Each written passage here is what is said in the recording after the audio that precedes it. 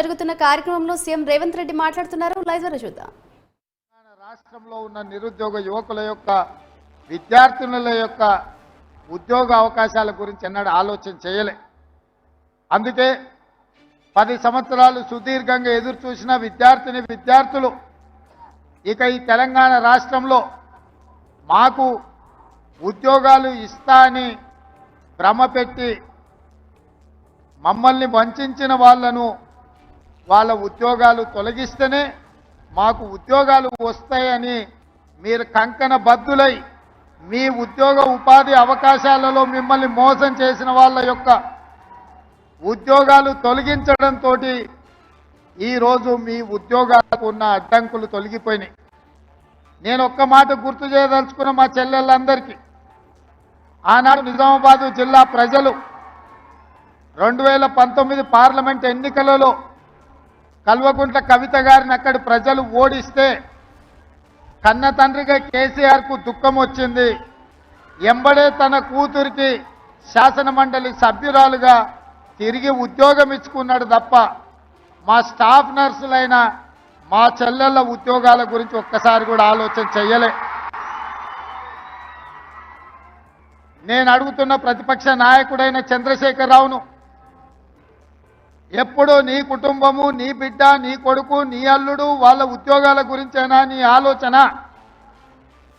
మా పేదోళ్ళ బిడ్డలైన మా చెల్లెళ్ళ ఉద్యోగాల కోసము, ఆ ఉద్యోగ అవకాశాలు వస్తే వాళ్ళు జీవితంలో స్థిరపడి పెళ్లిళ్ళు చేసుకొని కుటుంబ సభ్యులను ఆదుకునే అవకాశాన్ని ఎప్పుడైనా ఆలోచన చేసిండ్రా? ఈరోజు ఉన్న ఇబ్బందులను అధిగమించి ఇక్కడ 6,956 మంది తెలంగాణ నిరుద్యోగ యువకులకు విద్యార్థులకు ఉద్యోగ అవకాశాలు ఈ ప్రభుత్వం కల్పిస్తే, ప్రధాన ప్రతిపక్ష నాయకుడిగా మనస్ఫూర్తిగా ఈ ఆడబిడ్డలను ఆశీర్వదించకపోతే నీకు ఆ ప్రధాన ప్రతిపక్ష పాత్ర కూడా దండగా అని చెప్పి ఇక్కడ ఉన్న వాళ్ళు అనుకునే ప్రమాదం ఉంది. చంద్రశేఖరరావు గారు,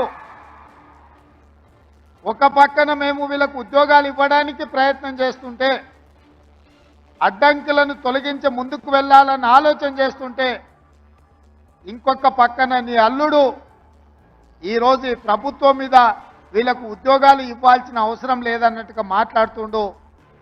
మీరైనా పిలిచి మీ అల్లుడికి గడ్డి పెట్టండి. ఈరోజు ఈ పేదోళ్ళ బిడ్డలకు ఉద్యోగాలు ఇవ్వడం ద్వారా ఇన్ని వేలాది మంది వెనకాల వాళ్ళ కుటుంబ సభ్యులు, వాళ్ళ అన్నలు, వాళ్ళ అక్కలు, వాళ్ళ తల్లిదండ్రులు వచ్చి ఈ సంతోషంలో భాగస్వాములై మా బిడ్డలకు ఉద్యోగాలు వచ్చినాయని ఈ సంతోష కార్యక్రమంలో పాలు పంచుకుంటుంటే వాళ్ళని అభినందించాల్సింది పోయి వాళ్ళకు ఉద్యోగాలు ఇస్తున్నందుకు మా ప్రభుత్వం మీద శాపనార్థాలు పెడుతున్నారంటే మీ ఆలోచన ఎట్లున్నదో, మీ వంకర బుద్ధి ఎట్లున్నదో ఇక్కడికి వచ్చిన వాళ్ళకే కాదు, ఈ రాష్ట్రంలో ఉన్న లక్షలాది మంది నిరుద్యోగ యువకులు ఆలోచన చేసే సందర్భం. అందుకే ఈ తెలంగాణ సమాజంలో ఉన్న ప్రధానమైన నిరుద్యోగ సమస్యను పరిష్కరించడానికి మా ప్రభుత్వం ఏర్పడిన వెంబడే తెలంగాణ పబ్లిక్ సర్వీస్ కమిషన్ని ప్రక్షాళన చేసి అక్కడ నూతనంగా ఖాళీలు ఉన్న దాదాపుగా 2 లక్షల ఉద్యోగ నియామకాలు చేపట్టాలన్న ఆలోచనతోటి మా మంత్రివర్గ సహచరులతోని యూపీఎస్సీ అక్కడికి వెళ్ళి ఆ చైర్మన్ను, అక్కడ విధి విధానాలను, అక్కడ నిర్వహణ విధానాన్ని పరిశీలించి ఈరోజు మా ప్రభుత్వం తెలంగాణ పబ్లిక్ సర్వీస్ కమిషన్ను పూర్తిగా ప్రక్షాళన చేసి నూతనంగా చైర్మన్ను, సభ్యులను నియమించుకోవడం జరిగింది. తొందరలోనే తెలంగాణ పబ్లిక్ సర్వీస్ కమిషన్ ద్వారా నియామకాలు, వైద్య ఆరోగ్య శాఖ ఇక్కడ ఉద్యోగ నియామకాలు వీరి ద్వారా, అదేవిధంగా పోలీస్ రిక్రూట్మెంట్ బోర్డు నుంచి తొందరలోనే 15,000 పైచలకు పోలీసు ఉద్యోగ నియామకాలను కూడా చేపట్టడానికి ఈరోజు మా ప్రభుత్వము కృషి చేస్తున్నది.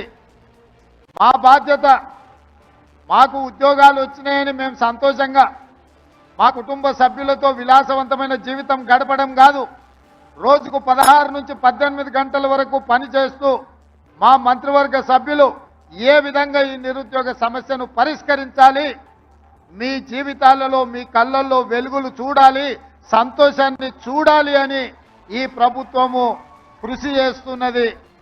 తప్పకుండా ఈ తెలంగాణ నిరుద్యోగ యువకుల యొక్క కళ్ళల్లో సంతోషం చూడడానికి మా ప్రభుత్వం